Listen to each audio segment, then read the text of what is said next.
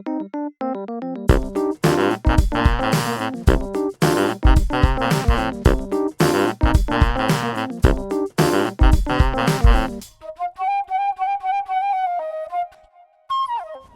going on, everybody? Welcome back to the Fantasy Football Clowns podcast. I'm your host, Meej, and today we are doing a quick injury recap as we head into the first week of NFL Fantasy Football, which is starting tomorrow at 1 Eastern.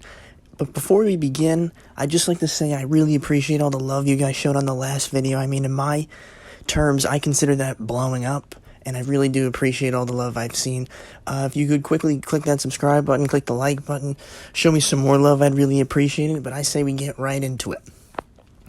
The first player that we're going to be talking about today is Saquon Barkley. So, believe it or not, there are still some questions concerning him and if he'll be ready for a full workload in week 1. But I would just put it out there immediately right now. What I'm saying is he is going to be playing tomorrow. But are you going to see his normal Saquon Barkley points production? Absolutely not. Point being, I can almost guarantee you that he's not going to receive his full workload in his first NFL action since, let's just say since like week 2, right? I mean, come on. But what I want to say is the matchup isn't great either. I mean, I think the Denver Broncos are going to be a top 5 defensive unit, both in the air and on defense, as I think they're bringing back the no-fly zone with Patrick Surtain being acquired in the draft and just an overall solid core.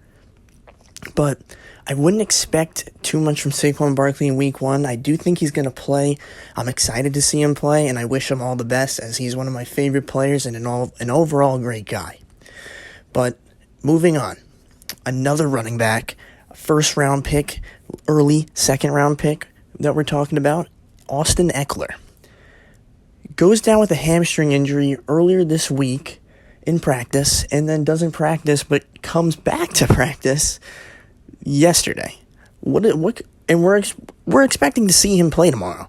And I do agree with this diagnosis, as I believe he is going to play tomorrow, but similar to Saquon Barkley, I don't think there is a chance he's going to see a full workload. And once again, the matchup isn't great.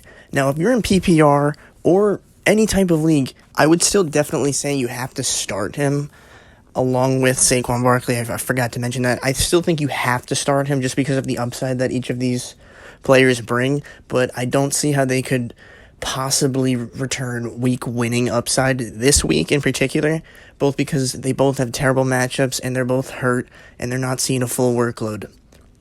Just a quick thing I'd like to point out is that Justin Jackson could see a significant role this week just because he's not bad to begin with, and the Chargers have said that they want to use all their running backs to form I wouldn't go and call it a running back by committee, but I would say they do want to use all their running backs in certain situations, and I do think that Justin Jackson could potentially have some upside this week, especially with the Austin Ekeler injury. But overall, I would expect Austin Ekeler to play tomorrow and deliver some sort of production. Moving on, we have A.J. Brown. Now, we have officially heard that he's definitely playing tomorrow, and we have expected him to, just because, he's a warrior. He did the same thing last season. I mean, he was hurt like the whole season, but still delivered amazing production.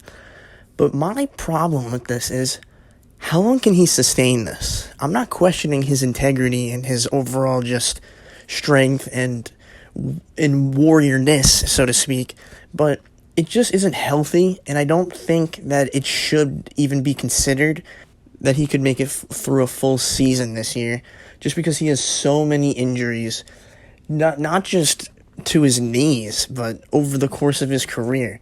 Now, I would expect him to deliver a potential week-winning performance tomorrow, just because that offense has so much upside, and I don't think it matters what the matchup is. I just think that any one of those players in any given week can explode, including Julio Jones, who I'm not too hot on this season. I've never been too hot on Julio Jones. I just feel like he never scores touchdowns. You can argue with me in the comments all you want, please. I love it, but that's just how I feel. But I overall, talking about A.J. Brown, I am excited to see him play tomorrow. I think he could deliver a great performance, But season-long outlook, I wouldn't be a fan, and I think that once he has that blow-up week, you should potentially try to move him for someone more stable and solid, such as a DK Metcalf or Justin Jefferson. Now, the last person I'm going to be talking about today is star wide receiver of the Cleveland Browns, Odell Beckham Jr. Now, if you want to talk about injuries, this guy has probably had every single one from his upper body down. I mean, I love the guy.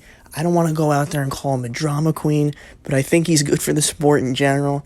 He's a flashy player, and he has good potential to have a bounce-back season this year in that Cleveland Browns offense. But he isn't the same player he was in his prime on the Giants. I think we are way past his prime. He's been injured too often. But the main thing I want to go into, we can get into that about another week, but the main thing I want to get into now is he even going to be ready for week 1? Now, he's obviously starting, so I don't want to cause panic. He's going to be playing tomorrow, but is he going to see his full usage? Is he trusting his ligaments? We haven't seen that yet. We've seen Broncos wide receiver Courtland Sutton starting to make solid turns and quick turns and trusting his knees, but we haven't seen that on tape yet from OBJ. He could be doing that, but it hasn't been documented yet. And I think that's a significant problem because that already limits his overall skill potential in-game to make something big happen. And I'm not feeling too hot about him tomorrow. I think that he could be a potential bust play for tomorrow that actually loses you your matchup.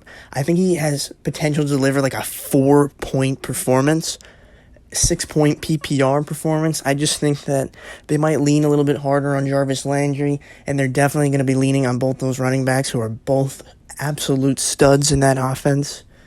And I don't feel too hot about OBJ, but I think that's just my opinion, honestly.